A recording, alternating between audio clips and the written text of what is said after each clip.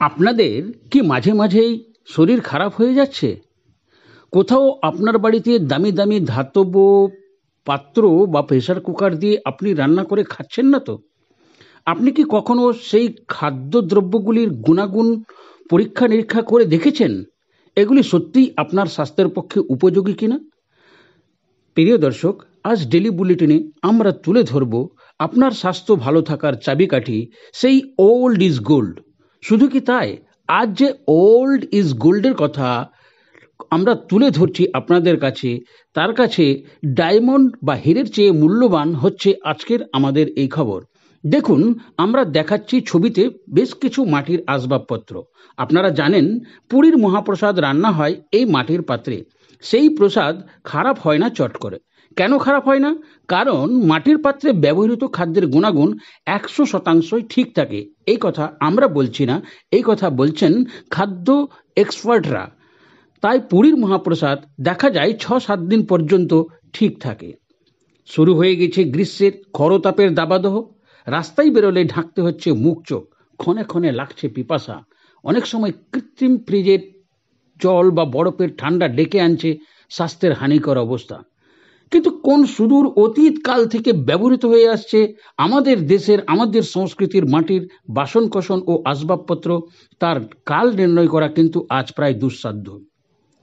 ভক্ত প্রহ্লাদ এবং হিরণ্যকশ্যপের সময় যদি 35 লক্ষ বছর আগের হয়, তাহলে বলতে হয় ভগবান শ্রী শ্রী মনু অবতারের অনেক আগে থেকেই মানুষ এই মাটির পাত্র ব্যবহার করে আসছে।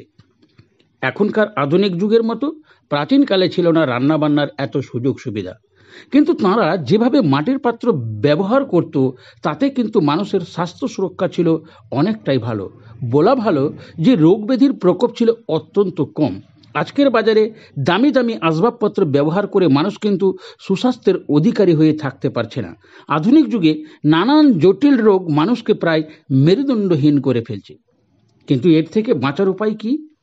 যেভাবে প্লাস্টিক বর্জ্য ছাড়াও অন্যান্য ধাতু বর্জ্য আজ আমাদের শরীরে প্রবেশ করছে, যার ফল মারাত্মক ক্যান্সার কিংবা সাইলেন্ট কিলার ডায়াবেটিসের মতন রোগ প্রায় প্রতি ঘরে ঘরে দেখা যাচ্ছে।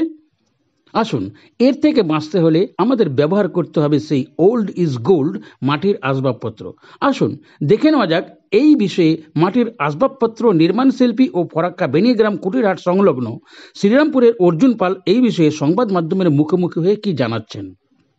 ডেলি বুলেটিন শুধু কথা বলে না, বলে মানুষের ভালোর কথা, জানার কথা, ভারতের সাংস্কৃতিক গৌরবের কথা। প্রসঙ্গত বলা ভালো, মাটির পাত্রের খাদ্যদ্রব্যের রান্না এবং ব্যবহার আজও খেতে পারলে তার জুড়ি মেলা ভার।